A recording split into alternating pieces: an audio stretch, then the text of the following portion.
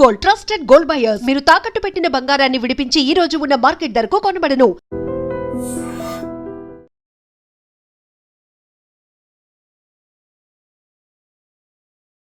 నమస్తే, welcome to I dream. నేను వలి. మంత్రి కొండా సురేఖ తన పదవికి రాజీనామా చేయబోతున్నారా? కాంగ్రెస్ పార్టీకి మంత్రి పదవి కూడా రాజీనామా చేసే ఉద్దేశంతోనే ఉన్నారా? ప్రస్తుతం పరిణామాలు అలాగే ఉన్నాయంటే అవుననే సమాధానం వస్తోంది. ఎందుకంటే ఆమెకి ప్రస్తుతం చాలా ప్రతికూలమైనటువంటి పరిస్థితులు కనిపిస్తున్నాయి కాంగ్రెస్ పార్టీలో. ఎప్పుడైతే ఆమె కూతురు వ్యాఖ్యలు చేసిందో, కొండా సురేఖ కూతురు సుష్మితా పటేల్ ముఖ్యమంత్రి రేవంత్ రెడ్డిని ఉద్దేశించి కళ్ళు నెత్తికెక్కాయా అని మాట్లాడటం, ముఖ్యమంత్రి రేవంత్ రెడ్డి ఈ వ్యాఖ్యల పట్ల చాలా సీరియస్గా ఉంటాం, ఢిల్లీలో సిడబ్ల్యూసీ మీటింగ్లో పాల్గొన్నటువంటి బట్టి విక్రమార్క పిసిసి అధ్యక్షుడు మహేష్ కుమార్ గౌడ్తో చర్చలు జరిపిన తర్వాత, మిగతా మంత్రులతో మాట్లాడిన తర్వాత కూడా, హైకమాండ్ దృష్టికి విషయం తీసుకెళ్లిన తర్వాత కూడా హైకమాండ్ చాలా సానుకూలంగా అంటే రేవంత్ రెడ్డికి అనుకూలంగానే ఎస్ మీరు చర్యలు తీసుకోవాలంటే తీసుకోవచ్చు, ఇలాంటి వ్యాఖ్యల్ని పార్టీ అసలు సమర్థించదు అని చెప్పి రేవంత్ రెడ్డికి అనుకూలంగానే హైకమాండ్ కూడా ఉన్నట్టుగా సమాచారం వస్తుంది. సో కాబట్టి అందరి అభిప్రాయం ఒకటే, ఇలాంటివి మళ్ళీ రిపీట్ కాకుండా ఉండాలంటే నేరుగా ముఖ్యమంత్రిని టార్గెట్ చేయటం, ముఖ్యమంత్రి మీద విమర్శలు చేయటం, ముఖ్యమంత్రిని అవినీతిలో కూరుకుపోయాడని చెప్పి ఇలాంటి వ్యాఖ్యలు చేయటం, ఇది ముఖ్యమంత్రికే బ్యాడ్ కాదు, కాంగ్రెస్ పార్టీ ఇమేజ్కే పెద్ద స్థాయిలో ఇదొక మచ్చ తీసుకొచ్చే విధంగా, ఇమేజ్ని డ్యామేజ్ చేసే విధంగా ఉంది. కాబట్టి భవిష్యత్తులో మళ్ళీ ఎవరు చేయకుండా ఉండాలంటే ఒక పక్క యాక్షన్ తీసుకోవాల్సిందే అన్న ఆలోచనతో హైకమాండ్ నుంచి ఇక్కడ ఉన్నటువంటి కాంగ్రెస్ పార్టీ ఎమ్మెల్యే వరకు కూడా ఇదే అభిప్రాయంతో ఉన్నారు మెజారిటీ. కాబట్టి పరిస్థితులు అలా ఉన్నాయి కాబట్టి పార్టీ సస్పెండ్ చేసే బదులు ముందే రాజీనామా చేసేస్తే అయిపోతుంది కదా.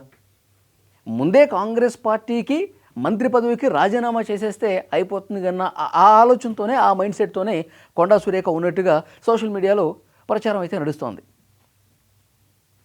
ఎందుకంటే కొండా సుష్మిత ఇంకా దానికే కట్టుబడి ఉన్నారు. నేను రేవంత్ రెడ్డికే వ్యతిరేకం, రేవంత్ రెడ్డి వ్యవహార శైలిని ప్రశ్నిస్తున్నా, కాంగ్రెస్ పార్టీ అంటే నాకు గౌరవం ఉంది, సోనియా గాంధీ, రాహుల్ గాంధీ అంటే నాకు నమ్మకం ఉంది, అభిమానం ఉంది, కాంగ్రెస్ పార్టీ మీద అభిమానం ఉంది అని చెబుతున్నప్పటికీ రేవంత్ రెడ్డిని అంత తీవ్ర స్థాయిలో, అంత తీవ్ర పదజాలంతో మాట్లాడటం అనేది, ఎందుకంటే పార్టీకి కూడా బ్యాడ్ అవుతున్నటువంటి సిచ్యువేషన్ ఉంది.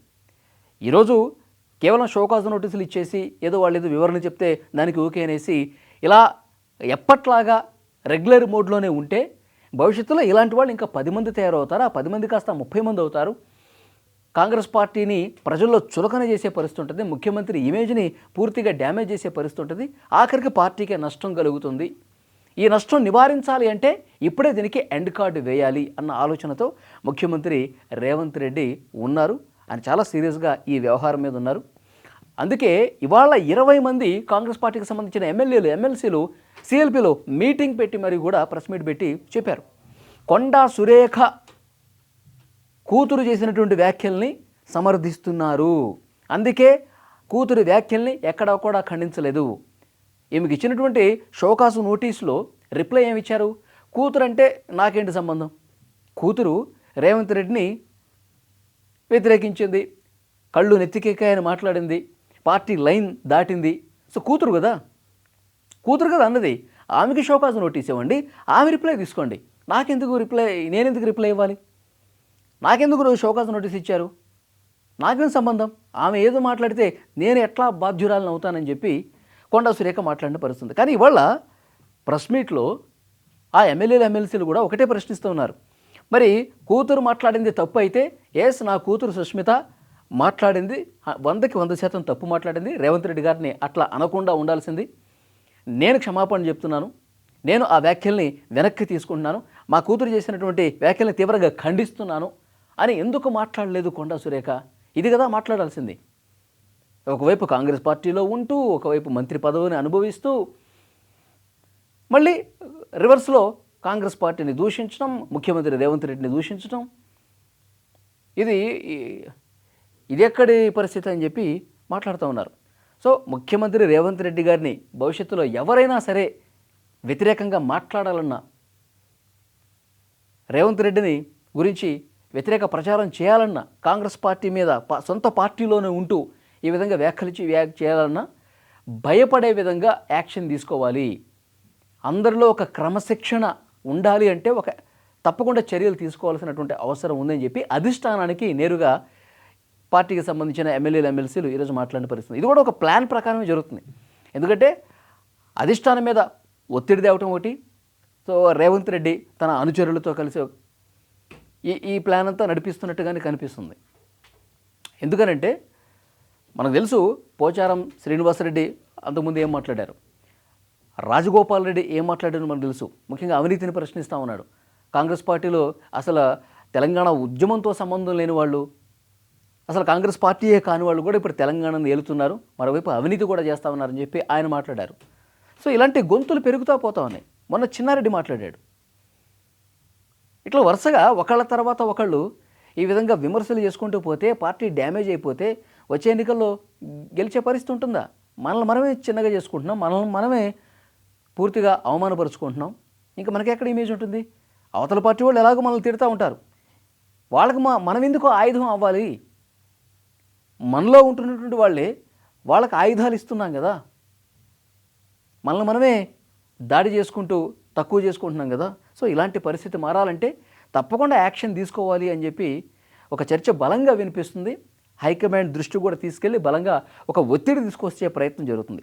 సో ఇది గ్రహించారు కాబట్టి కొండా సురేఖ పార్టీ డెసిషన్ తీసుకునే లోపే మనమే పార్టీ నుంచి వెళ్ళిపోతే బెటర్ కదా, మనమే పార్టీకి రాజీనామా చేసేసి, నా మంత్రి పదవి కూడా రాజీనామా చేసేసి అంతవరకు ఎందుకు వేచి ఉండాలి, ఇప్పుడే చేసేస్తే అయిపోలా, కొంచెం గౌరవంగా నేను కూడా వెళ్ళిపోతే బాగుంటుంది కదా అన్న ఆలోచనతో కొండా సురేఖ ఉన్నట్టుగా తెలుస్తుంది. ఎందుకంటే ముఖ్యమంత్రి రేవంత్ రెడ్డి సహాయ సహకారాలు అందించట్లేదు అన్నది వీళ్ళ అభిప్రాయం.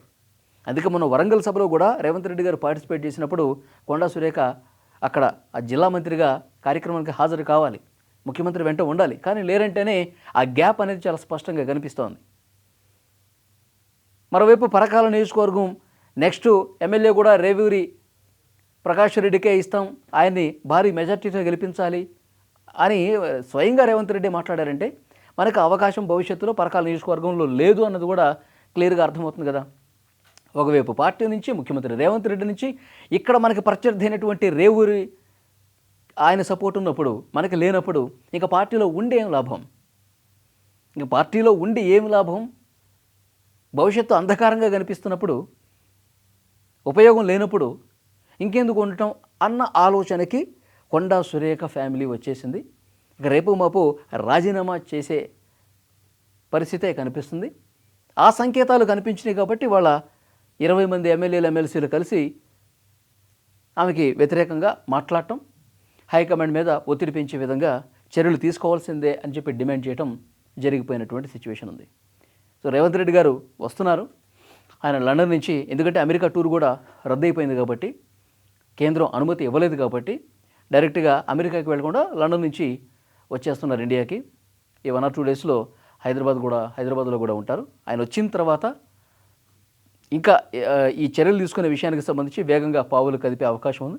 లేదు ఇక వాళ్ళు చర్యలు తీసుకునే ముందే నేనే బయటికి వెళ్ళిపోయే పరిస్థితి ఉంటుందని చెప్పి ఆమె భావిస్తోంది. వాళ్ళు చర్యలు తీసుకునే లోపే నేనే రాజీనామా చేసి సరిపోతే బెటర్ కదా. కానీ కొంతమంది మిగతా సీనియర్ నాయకులు కొంతమంది ఉన్నారు, కొండా సురేఖకి సపోర్ట్ చేసేవాళ్ళు.